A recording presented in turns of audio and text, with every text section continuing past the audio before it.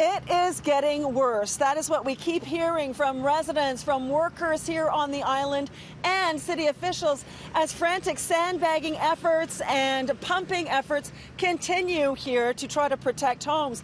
And things seem to be changing almost by the hour. Where I'm standing here right now is newly flooded. The ponding and flooding in these front yards is also new. And Hanlon's Point, as of today, is also partly underwater. So ferries have stopped running from the mainland to Hanlon's Point. The lake levels right now are at 75.9 meters. At the peak back in 2017, when the island shut down for almost 3 months, the level was at 75.93 meters. So we are expecting to surpass that level, especially if the weather system that the TRCA says is coming our way does in fact come to pass. We are anticipating a major storm system coming through with large waves and wind action.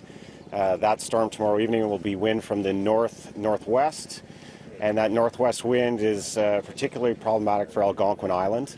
So we have more meter bags being put out today. We have, as the councillor alluded, 15,000 sandbags in sight. There are about 675 residents and 262 houses. The homes on Algonquin Island right along the shoreline are most at risk. So far, they have remained dry, but the evidence is there to show that the situation is deteriorating. This path on Seneca Avenue was not underwater yesterday when we were here.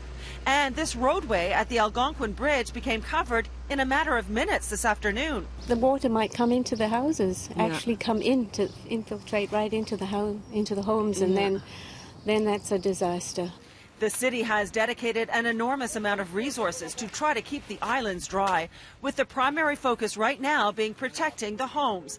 They are spending $100,000 a week, have 24 staff here every day and 4 overnight, along with Toronto and Region Conservation Authority staff in addition. Councillor Joe Cressy says the city is doing everything in its power to support island residents and visitors.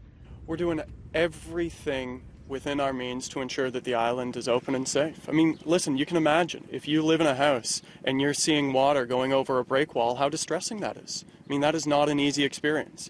And that's why we are working 24 hours a day.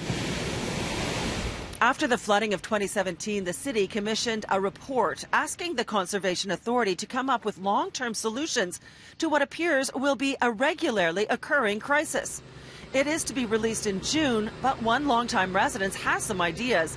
He says we have to look to the Maritimes and Holland, who have dealt with similar problems for hundreds of years by building permanent and solid dikes and berms.